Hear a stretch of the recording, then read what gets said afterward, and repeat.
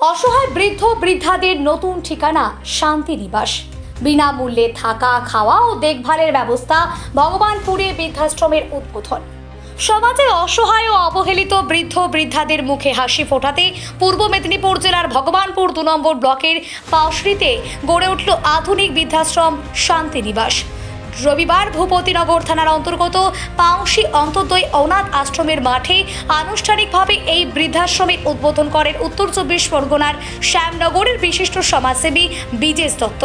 পাউশি অন্তোদয় অনাথ আশ্রমের পাশে নির্মিত একতলা সুসজ্জিত ভবনটি প্রথমে দেখায় যেন কোনো অতিথি নিবাসের ছাপ দেয়, কিন্তু এর মূল উদ্দেশ্য হলো সমাজের সেই সব বৃদ্ধ বৃদ্ধাদের আশ্রয় দেওয়া যাদের দেখভাল করার মতো কেউ নেই। উদ্বোধনী অনুষ্ঠানে উপস্থিত ছিলেন বিজেশ দত্ত। বলেন, আমাদের সহযোগিতায় এই বৃদ্ধাশ্রম তৈরি হয়েছে। বহু অসহায় বৃদ্ধ বৃদ্ধাকে আমরা সম্পূর্ণ বিনামূল্যে এখানে রাখবো। যাদের দেখার কেউ নেই তাদের দায়িত্ব আমরাই নেব। আশ্রম সূত্রে জানা গিয়েছে, জেলার বিভিন্ন প্রান্ত থেকে বহু বয়স্ক মানুষ ইতিমধ্যেই শান্তিনিবাসে থাকার জন্য যোগাযোগ করেছেন। প্রথম দিনেই কয়েকজন বৃদ্ধ বৃদ্ধা নতুন জীবনের আশায় এই আশ্রমে এসে উঠেছেন। তাদের হাতে নতুন পোশাক পরিচ্ছদ তুলে দেন আশ্রম কর্তৃপক্ষ বলরাম বাবু জানান, অনেক দিনের স্বপ্ন পূরণ হলো, যেটা হচ্ছে মঞ্জুশ্রী দত্ত শান্তিনিবাস। এই বয়স্কদের থাকার এক মনোরম পরিবেশে ব্যবস্থা করার যে প্রয়াস, আমরা চেষ্টা করেছিলাম যে অনাথ আশ্রমের কাছাকাছি একটা বয়স্কদের থাকার একটা সুন্দর ব্যবস্থা করি, যেখানে অনাথ ছেলেমেয়েরা পেয়ে যাবে দাদু দিদা এবং ওরা পেয়ে যাবে নাতি নাতনি। এই যে একটা মেলবন্ধন ঘটাবার একটা স্বপ্ন ছিল, সেই ঘটনাটাকে আমরা আজকে সার্থক করতে পেরেছি। শ্যামনগর নিবাসী বিজেশ দত্ত মহাশয়ের আর্থিক আনুকূল্যে এই শান্তিনিবাস তৈরি হলো, মঞ্জুশ্রী দত্ত শান্তিনিবাস, যেটা এক মনোরম পরিবেশে বয়স্কদের কোনো রকম কষ্ট, কোনো রকম দুঃখ থাকবে না, কোনো ডিপ্রেশন থাকবে না, মনের আনন্দে একে অপরের সঙ্গে গল্প করে কাটাতে পারবে। এই রকম একটা জায়গা আমি আজকের কমিউনিটির জন্য প্রেজেন্ট করলাম। এখানে আমরা 24টা ঘর আছে, মোট 24 দিয়ে 48 জন থাকতে পারবে। দোতলা বলছি, একদিকে অনাথ আশ্রম, অন্যদিকে আবার বৃদ্ধাশ্রম দেখছেন। আমি চেয়েছিলাম যে অনাথ আশ্রমের সঙ্গে বৃদ্ধাশ্রমের একটা মেলবন্ধন তৈরি হোক। এরা দাদু দিদা পেয়ে যাবে আর ইনারা নাতি নাতনি পেয়ে যাবে। এই যে একটা মেলবন্ধন, এটাই আমার একটা স্বপ্ন ছিল। এটা যারা এসেছে তারাও অত্যন্ত খুশি এবং আনন্দিত। এবং একজন ভদ্রমহিলা আমাদের কাছে 3 মাস আছে, তার কাছে আপনারা খবর নিলেও বুঝতে পারবেন যে অত্যন্ত হ্যাপিতে আছে। এটা কি একটা মানবিক উদ্যোগ না কমার্শিয়াল? তাই একবারে মানবিক চিন্তাভাবনাতেই করা এটা, যেটা একটা নজির সৃষ্টি করবে। আমরা কম লোকে রাখবো, কিন্তু যাদের রাখবো তাদেরকে সেইভাবে রাখবো যেটা দেখে অন্যরা একটা প্রয়াস নিতে পারে যে হ্যাঁ, এইভাবেও রাখা যায়, এইভাবেও ভাবা যায়। বয়স্ক বৃদ্ধরা আসবেন, তাদের উদ্দেশ্যে কি বলবেন? তা আমি তাদেরকে একটা স্বপ্ন যে তারা আমার মাওয়ার মতো এখানে থাকবে, তাদেরকে সেবা করব, তাদের আশীর্বাদ নেবো, এইটুকু আমার স্বপ্ন।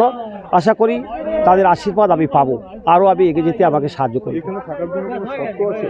তা কোনো শর্ত আমরা এখন ঠিক করতে পারিনি, কিন্তু আমরা সেই ধরনের লোকে নেবো যার কেউ নেই, যার দেখার কেউ নেই, এই ধরনের মানুষকে আমরা। সাফল্যমণ্ডিত হওয়াটা আমার কাছে বড় কথা ছিল না। আমার বড় কথা ছিল যে আজকে অনেক বৃদ্ধ বৃদ্ধা, তাদের অবস্থা আমরা সবাই কম বেশি দেখেছি।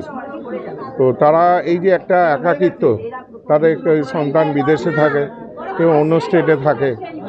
তো মঞ্জুশ্রী দত্ত শান্তিনিবাস, মঞ্জুশ্রী দত্ত আমার সহধর্মিণী ছিলেন, 2014-27 মে চলে যায়। তো ওর নিজেরই প্রজেক্ট করার ছিল যে একটা বৃদ্ধাশ্রম। আমি কল্যাণী বাইপাসে জমিও দেখেছিলাম, কিন্তু পরিচালনা করা আমাদের পক্ষে সম্ভব ছিল না, কারণ ও গেজেটেড অফিসার ছিল, সেন্ট্রাল গভর্নমেন্টের খুব ব্যস্ত মূল্যবান একটা পোস্টে চাকরি করতো। সেই জন্য কারণ অডিট করতে ওকে ডিফারেন্ট স্টেটে যেতে হতো সবসময়। আর আমিও ব্যবসার কাজে খুবই ক্ষুদ্র ব্যবসা করেছি, তো আমাকে যেতে হতো কলকাতা বড় বাজারে।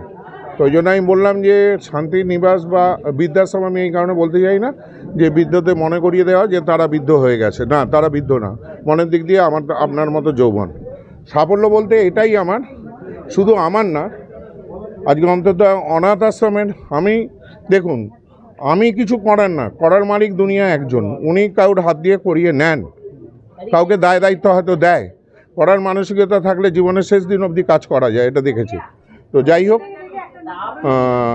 নিজে সাফল্য বলতে এমনি যে জায়গায় হয়েছে পরিবেশ সব মিলিয়ে যদি ওইটা বলেন, ওটা প্রচণ্ডভাবেই সাফল্যমণ্ডিত। সামনে একটা পুকুর, এত সুন্দর লাইটিং হচ্ছে, তারপর এখানে খাওয়ার ব্যবস্থাটা আমি শুনলাম যে পুকুরের ওপরেই করা হবে, তখন এর সৌন্দর্যটা আরও অনেক বেড়ে যাবে। এবং এরকম একটা লম্বা বারান্দা পেয়েছে, সবাই সবার সাথে যারাই বিদ্যুৎ থাকুক, আমাদের মতো ধরুন কেউ অফিস কলিগ, কেউ বিজনেসের পার্টনার হোক বা খরিদ্দার হোক, যাই আমরা সবার সাথে দুটো কথা বলতে পারি, ওনারাও তাই করতে পারবেন, সেরকম একটা পরিবেশ। এই জন্য এটা আরও বাড়বে। আমি দোতলাটা গতবার এসেই অ্যানাউন্সমেন্ট করেছিলাম, দোতলাটা আমি মঞ্জুশ্রী দত্ত শান্তিনিবাসী হবে। দোতলাটা কাজ অলরেডি চালু হয়ে গেছে, রড বাড়ানো আছে, পেছনে ওটার ব্যালকনি হবে। তো তলায় যা হচ্ছে দোতলাও তাই হবে, সেম এই 12টা ঘর। বিজেশ দত্ত।